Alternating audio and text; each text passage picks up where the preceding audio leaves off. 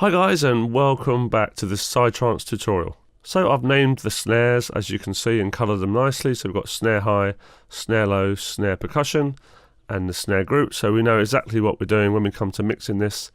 If we want to slightly turn up the high or slightly turn down the low, we know exactly which one's which now. So the next thing I want to do in this track is bring in some effects. Now, effects in Psytrance are super important. We're going to be making a lot of the effects, we're going to be bringing in a lot of the effects, and really there's going to be a lot more effects in this track than what I'm used to doing in other genres of EDM. And it's going to be a lot of fun. Some of the effects will be right at the back, some of the effects will be up front, and we're going to have low frequency effects and high frequency effects, and we'll come on to that when we get into the mixing lessons, where we talk about not just left and right mixing, not just front to back mixing with reverb and delay, but also up and down mixing as well with frequencies. So that'll all be in the mixing lessons towards the end of this course. So without further ado, let's bring in one effect, which is going to be like a gated effect, which is going to help drive this beat along. This is what we've got so far, in case you missed the other lessons. Okay, so I'm actually going to bring in a sample from a free sample pack which is available on our website, borntoproduce.com, and I'm going to show you that now. And it's done by one of our tutors, Alan Tuknachev, who's gone and sampled his own Mercedes-Benz, and it's just brilliant. You make sure you go on to borntoproduce.com, sample banks, and then click on this Mercedes one. It's free, completely free. Watch the video, it's amazing. It's a really well put together video as well. It's completely free, just come down to add to cart. There's Alan, and yeah, I'm also going to put this sound in the work files too. So I'm just going to go and get it on my computer, which is under File Browser. So we don't need Club Tools 1 or House Tools 1. Let's go to Mercedes-Benz. Okay, so this particular sound is within the Serum Wavetable folder. And not only has Alan sampled these sounds, he's also put together a lot of kind of funky rhythms with them already and totally mashed them up already. So he's done a really fantastic job. And we're going to funk this up even more. So this is the one I want, Trunk Smash.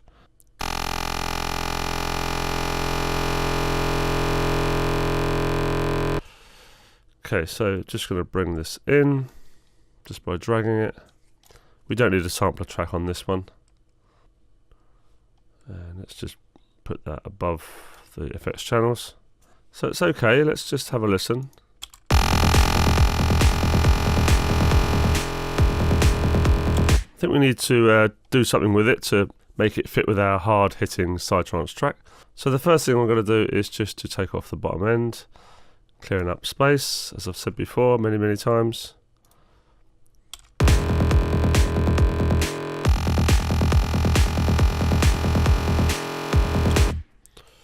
Now what I think would be really great on this is like a gated chop effect, because at the moment it's just one continuous note.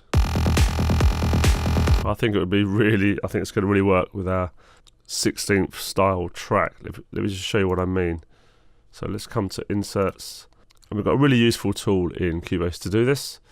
So modulation chopper. This is going to chop or gate the sound.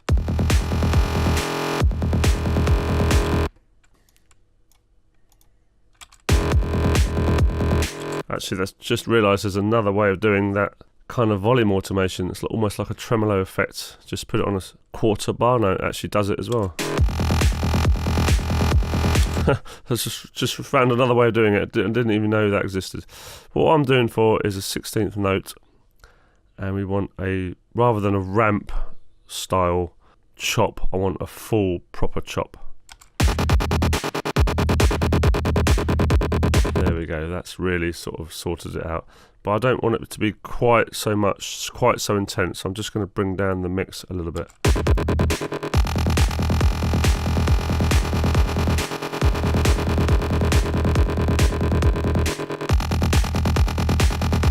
See, I think that's better there. See, if you go to 100%, it's just a little bit too much.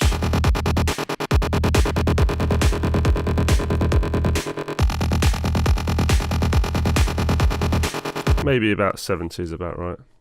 So we've done the EQ, we've done the chopping effect.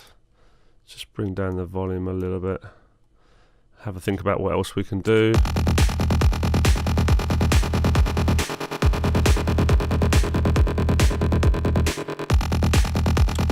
Okay, Okay, let's just see time stretching this, see if it makes a difference, because obviously this sample is way too long at the moment. So we either time stretch it all the way back to 4 bars, or we time stretch it out to 8 bars. Let's just see which one's best. So either press number 1 on your keyboard twice, or come up to here and choose sizing applies time stretch.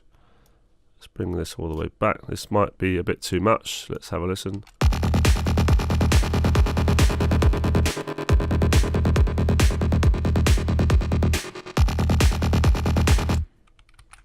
Let's just compare that. Yeah, I quite like the pitch change rhythm at the moment, so I don't want to really time stretch that too much. What we could do though is just duplicate these ones out, so Control D, and just time stretch it out to there. Let's see if that's any better.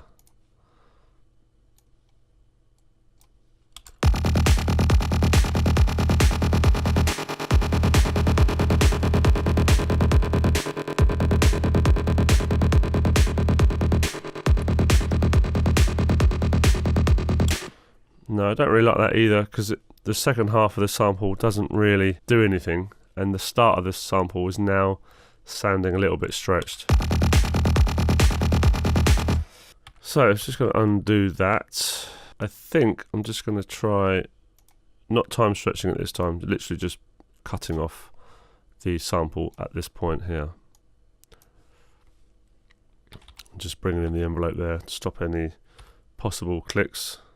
Let's have a listen. Just do Alt and P.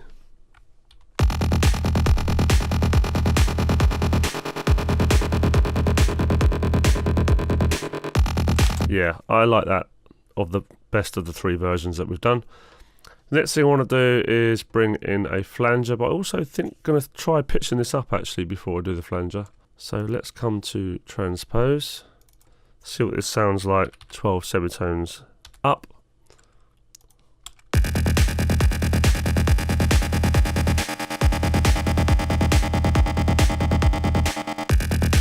And to me that sounds better, still too loud.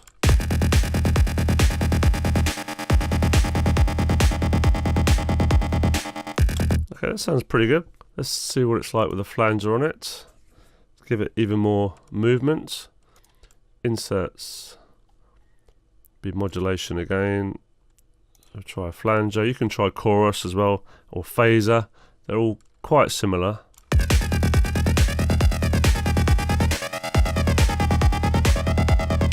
Okay, quite like that on 1 bar syncing, but it's a bit too in your face. Let's bring down the mix.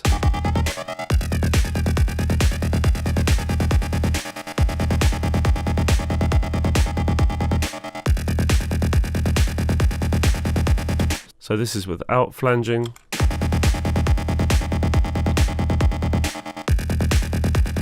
Now sounds a bit lifeless, doesn't it? So let's put it on.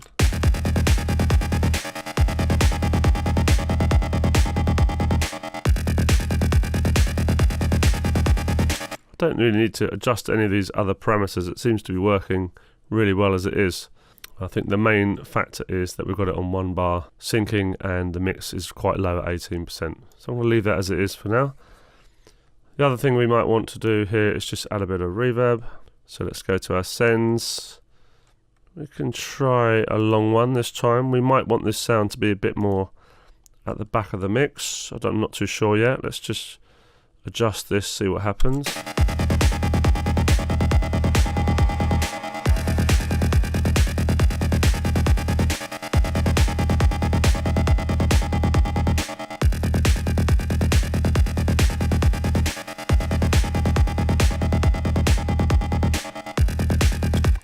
I think this is going to be one of those effects that is quite up front because it's part of the kind of vibe of the track rather than those ones that are going to be right at the back filling the track out. So in other words, I don't want to put too much reverb on this.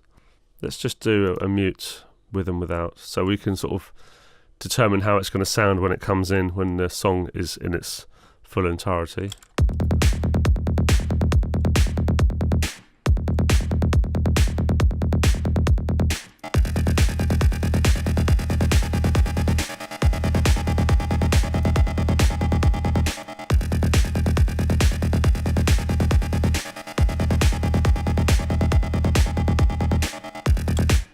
So I think that sounds really good actually. The only thing we need to do is to think about the sort of stereo width of it. We haven't really got too much stereo width at the moment. It's all down the middle. Now you can put a stereo delay on it, or you can duplicate the track like this and send one out to the left, one out to the right. But this is called the Haas effect, and it still won't do anything at the moment because both channels are exactly the same because we duplicated it. So I'll just demonstrate that to you. It still sound mono. Yeah, so it's still exactly the same. Unless we stick in a small delay of around 20 milliseconds for the Haas effect to work. If you're not sure what I'm on about, just Google Haas effect. That's H-A-A-S effect. You might want to learn something about sound engineering. Okay, let's have a listen to this with a 20 millisecond delay on one of the channels. And now you can hear that it's gone right out wide. Just put that back to 0 so you can hear the difference. So that's still mono. And you can experiment with 20 milliseconds or 30 milliseconds, whatever works best. Now we may need to just turn these down because we've now got two signals. So what we'll quickly do is just highlight them to in the mixer, trunk smash. We'll name these left and right in a minute. But what we want to do is turn down these volumes together. So what I'll do is just quickly link them. We want to link volume, EQ, everything really apart from pan. So click OK. And now we can move these. One fader will move the other.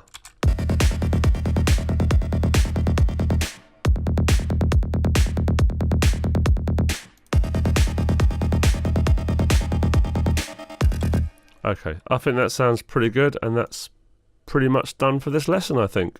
Hi guys and girls, unfortunately you've come to the last of the free lessons, the 4 free lessons. I really hope you've enjoyed them and got a lot out of them.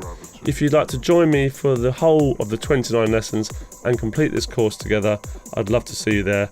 The link is below. In the remaining 24 lessons we'll be doing lots and lots of things. Making our own Psytrance effects, creating a driving arpeggiator, recording and mixing our own vocals, structuring our track into a full professional release, constantly filling out the track with homemade leads and more effects, mixing this huge track with many elements all into their different spaces, bottom to top, left to right, back to front, and mastering as well. And just as a bonus, I'll give you some promotion tips as well and some really great websites to upload your song to. So I really hope to see you in the last 24 lessons so you can complete this course and this track with me. But if not, no worries, no hard feelings. I really hope you enjoyed the free lessons. All the best guys, see you later.